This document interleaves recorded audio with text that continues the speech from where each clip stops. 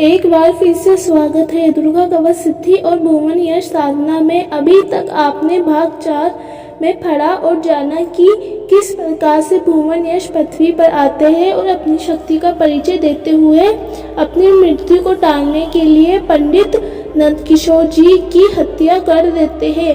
उसके बाद उनके परिवार के पीछे पड़ जाते हैं और उनका भी वध करने की वे कोशिश करते हैं।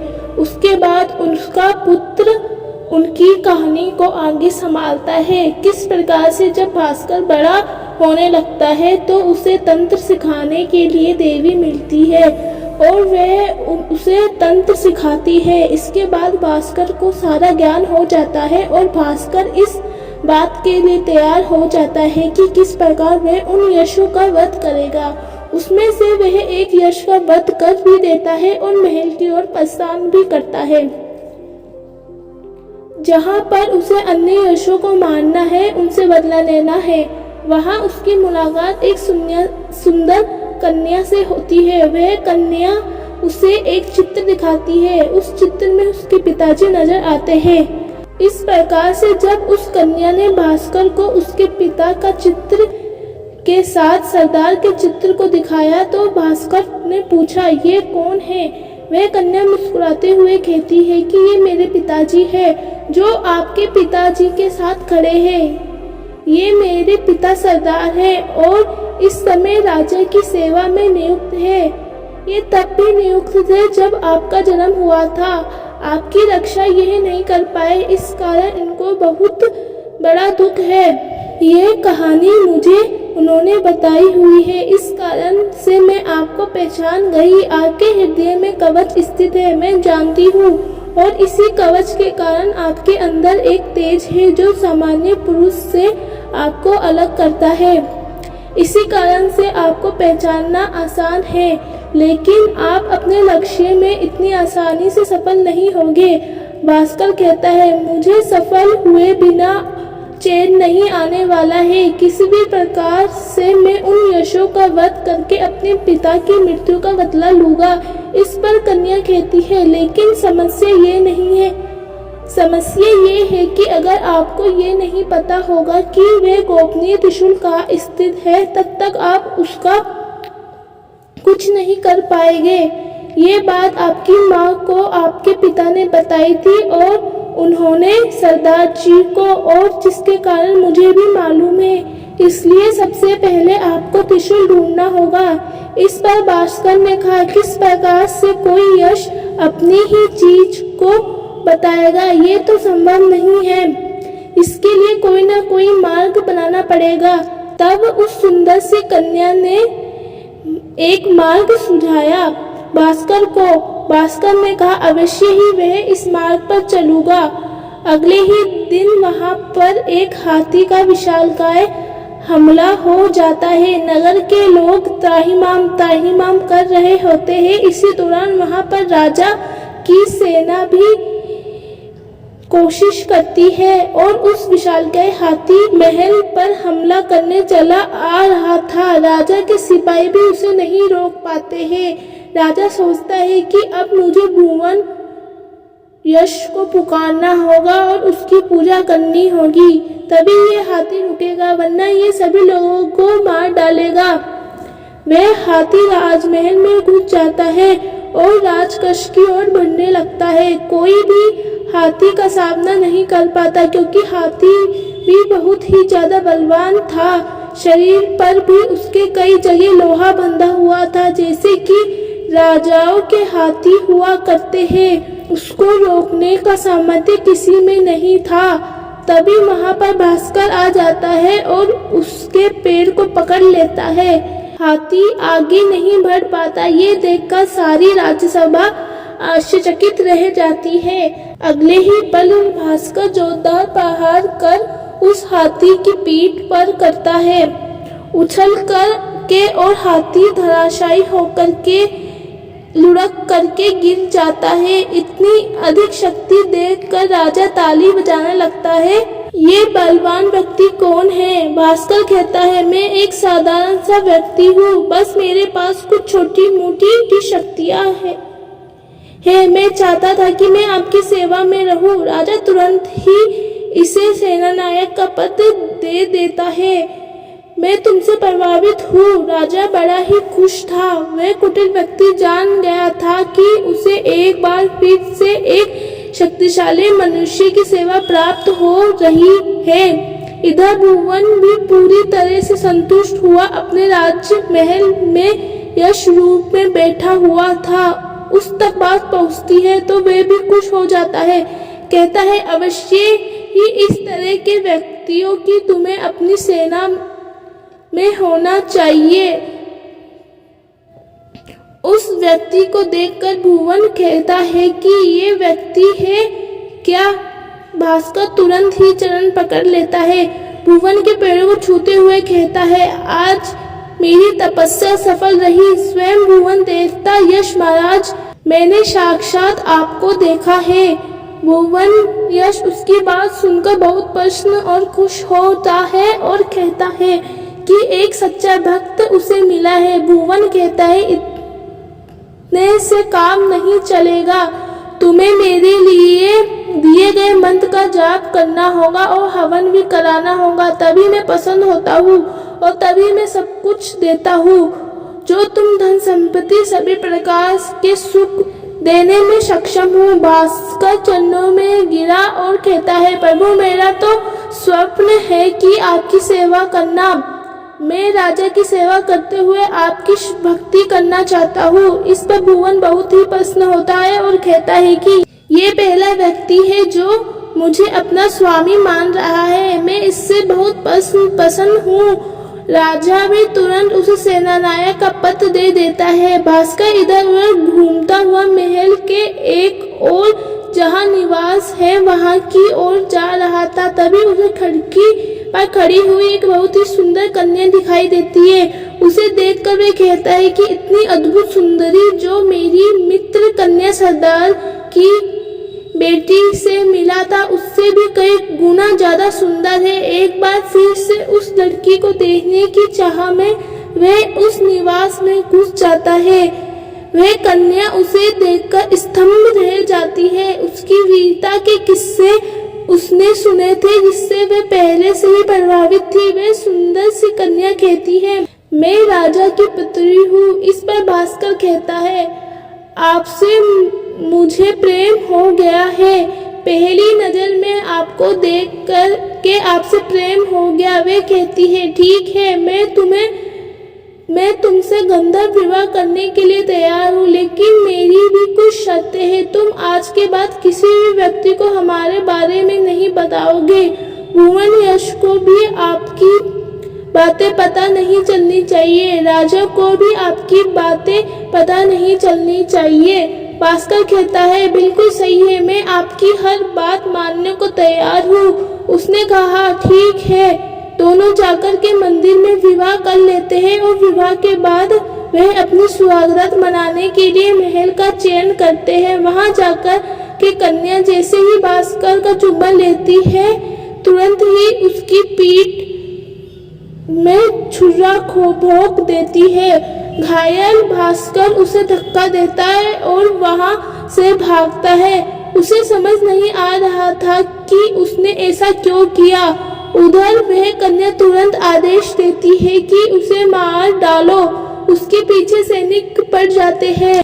भास्कर किसी प्रकार नदी में कूदकर अपनी जान बचाता है। पानी में तैरता हुआ शरीर से बहते हुए खून से वह उसी मंदिर में पहुंचता है जिसमें एक बार बचपन में जब वह नवजात था उसकी माँ ने मंदिर में उसकी रक्षा की थी। वह उसी मंदिर में जाकर के पहुंच जाता है और सैनिक वहीं रुक जाते हैं। आखिर सैनिक क्यों रुक गए उसे समझ नहीं आता। तभी वहां पर चंडी योगिनी प्रकट हो जाती है और उसे ठीक करती है। उसकी पीठ पर अपना हाथ रखकर घाव को भर देती है और उसे कहती है कि राजा की कन्या से तुमने विवाह किया वे एक ही यशिनी थी और उस यशिनी ने तुम्हें मारने की कोशिश इसलिए की क्योंकि विवाह के दौरान जब उसने तुम्हारा चुम्बन लिया उस वक्त सारे रहस्यों को उसने जान लिया और वहीं से उसने ये भी पता कर लिया कि तुम्हारे मन में क्या चल रहा है। वह सुरक्षा के लिए भुवन के लिए नियुक्त हुई थी और ये बात कोई नहीं जानता। भुवन को तुम पर पहले ही शक हो गया था। इसका कारण है कि इतना बलवान व्यक्ति नहीं होता है वे किसी हाथी को एक मुट्ठी से बेहोश कर सके, इसलिए वे सारी बातें जानकर के तुम्हें मरवाने के लिए ये षड्यंत्र रचा था। और तुम्हारा कवच इसलिए कार्य नहीं किया क्योंकि तुमने कवच पहने संभोग करने की अपनी स्वीकृति प्रदान की थी। किसी भी प्रकार की शुभ चीजों को धारण करके कोई गलत कार्य नहीं किया जा सकता। उसे तुम्हें शरीर से उतारना होता। अगर तुम कवच को उतारते तो भी तुम मारे जाते, और अगर तुमने नहीं उतारा तो भी इसकी शक्तियां क्षीण हो गई। इसी कारण से ऐसा हुआ। इसलिए उसने जब तुम्हें चाकू से प्रहार किया तो वह चाकू तुम्हें घायल कर गया। देवी चीजें हमेशा तभी तक सुरक्षा करती है जब तक तुम अपना ब्रह्मचारी नहीं तोड़ते हो। इस पर दुखी होकर भास्कर ने कहा, मुझसे गलती हो गई है दीदी। अब मैं आगे की योजना बनाना चाहता हूँ, मुझे मार्ग बतलाइए। इस पर तुरंत ही चंडी योगिनी ने कहा, मैं तुम्हें दर्पण विद्या देती हूँ। इस दर्पण विद्या में तुम देखो, अपने कवच को रखो, साथ ही साथ अपनी पत्नी का ध्यान करो, तुम्हें सब कुछ नजर आएगा। और वह जब उसमें देखता है तो उसे गुफा का दृश्य दिखाई देता है जहाँ अंदर त्रिशूल गड़ा हुआ है। ये देखकर वह आश्चर्यचकित हो जाता है और सोचता है कि दीदी किस प्रकार से यह रहस्य आपको पता चला और किस प्रकार से ये जान पा रहा हूँ। वह कहती है कि तुमने उस सुंदर यशनी से विवाह किया है।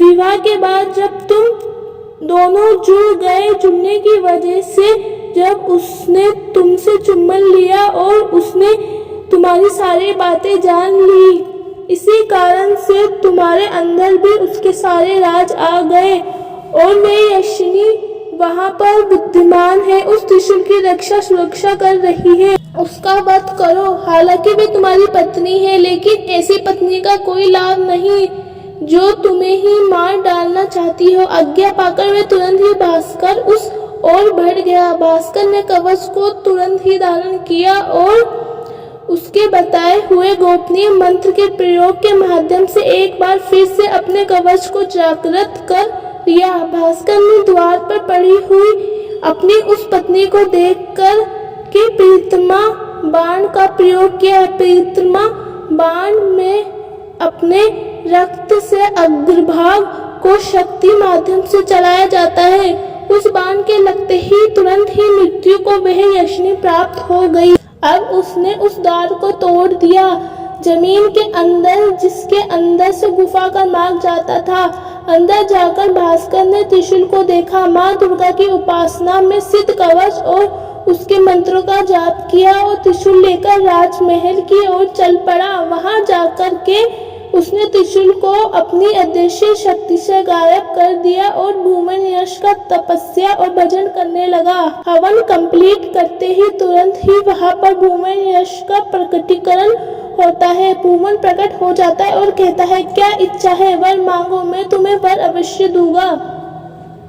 तो इस पर भास्कर कहता है कि मैं अपने पास एक गोपनीय शक्ति रखे हुए हूँ, मैं जिस पर भी उसका प्रयोग करूँ वह उस शक्ति से बचने का प्रयास ना करे। इस पर भुवन कहता है, अवश्य मैं तुम्हें वरदान देता हूँ कि तुम जिस भी शक्ति का प्रयोग तुम जिस पर करोगे वह उससे बचने की कोशिश नहीं करेगा। इस पर खुश होकर भास्कर कहता है, अब मैं आपका वध करना चाहता हूँ। ये सुनकर भुवन कहता है, ओ तो तूने अपनी वास्तविकता जान ली है।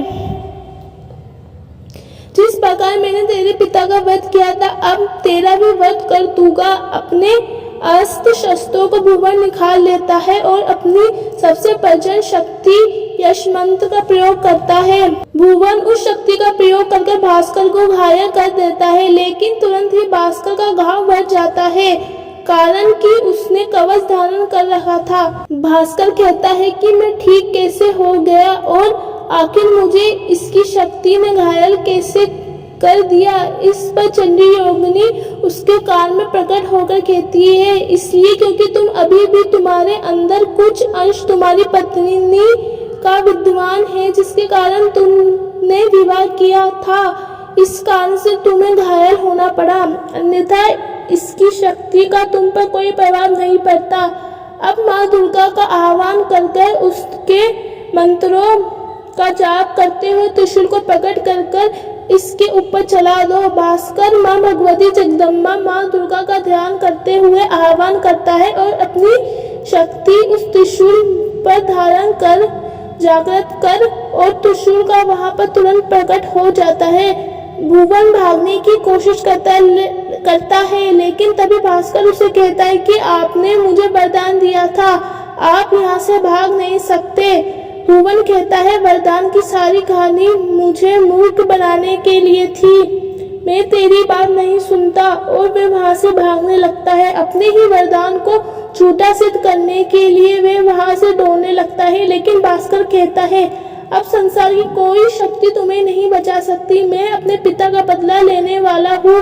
और वह त्रिशूल उठाता है माँ जगदम्बा के मंत्रों को पढ़ते हुए और त्रिशूल से कहता है कि हे त्रिशूल, अपने लक्ष्य को भेदित करो, चाहे त्रिलोकी में वे कहीं भी वे शक्ति वे यश भागे, आप उसको नष्ट करके ही वापस आए। ये कहते हुए वे त्रिशूल का प्रयोग कर देता है। अद्भुत विद्या का प्रयोग करके तुरंत ही भुवन यश लोक पहुंच जाता है, लेकिन त्रिशूल वहां पे प्रकट हो जाता है और उस त्रिशूल के तेज के आगे उसे कुछ भी दिखना बंद हो जाता है। त्रिशूल उसकी छाती को चीरता हुआ उसे नष्ट कर देता है। इस प्रकार से भुवन का अंत हो जाता है। वहां पर बचे हुए सारे यश अब भास्कर पर हमला कर देते हैं। भास्कर अपने दिव्य बाणों का प्रयोग करके उन सभी यशों का नाश कर देता है। किसी भी यश की कोई भी शक्ति उसके शरीर को छू भी नहीं पाती, कारण उसमें माँ जगदम्बा के उस कवच को धारण कर रखा है। इस कारण से उसे कुछ नहीं होता। तभी वहां पे माता चंडी योगिनी प्रसन्न होकर प्रकट होती है और कहती है, तुम्हारा कार्य सिद्ध हुआ। इसके साथ मैं तुम्हें एक छोटी सी मुलाकात करवाती हूँ। तभी वहां पर नंदकिशोर जी की आत्मा प्रकट हो जाती है। अपने पिता को देखकर भास्कर बहुत ज्यादा खुश होता है और कहता है कि पिता आप कुशल हैं। उसका पिता कहता है हाँ, मुझे स्वर्ग की प्राप्ति हुई थी। माँ की भक्ति करने की वजह से यद्यपि मेरा वध कर दिया गया था, लेकिन फिर भी मैं पूरी तरह संतुष्ट हूँ। जीवन मरण तो लगा रहता है, लेकिन माँ की भक्ति करने के कारण मैं स्वर्ग में अच्छे से निवास कर रहा हूँ। सिर्फ एक ही इच्छा मेरी रह गई है कि मेरी मुक्ति तभी होगी जब मैं स्वयं इसके हाथों मारा गया और उसकी मृत्यु देख सकूं। आज तुमने वह कार्य संपन्न किया। माँ की कृपा से और देवी चंडी योगिनी की कृपा से तुमने इस कार्य को संपन्न कर दिया है। मैं तुम्हें आशीर्वाद देता हूँ, लेकिन मैं तुम्हारे अंदर किसी तरह का कोई घमंड पैदा ना हो, जैसा मेरे अंदर पैदा हो गया था, जिसके कारण मुझे मेरी मृत्यु हो गई। इसलिए इस कवच को धरती पे ऐसी जगह छुपा दो जहां से इसे कोई निकाल ना पाए। खुश होकर भास्कर ने कवच को धरती में एक ऐसी जगह स्थित कर दिया जहां पर कोई भी उस दुर्बल कवच को नहीं निकाल सकता। आखिर उन्होंने उस कवच को किस जगह गाड़ा है, यह आज तक कोई पता नहीं लगा पाया। इधर भास्कर के आगे राजा झुककर उसे अपना सारा राज्यपाठ सौंप देता है और जंगल में तपस्या करने चला जाता है, क्योंकि उसे आभास हो जाता है कि जीवन में संन्यास लेने का समय उसका आ चुका है और उसने बहुत गलतियां की है जीवन में। उसने एक यश को अभी तक पूजा था। वह माँ जगदम्बा की भक्ति करने के लिए नगर से बाहर निकल जाता है और स्वयं अपना राजपाट भास्कर को सौंप देता है। इस प्रकार इस कहानी का अंत होता है। अब वे दुर्बल कवच कहाँ पर था और किस स्थान पर छुपाया गया है, आज तक किसी को नहीं पता चला।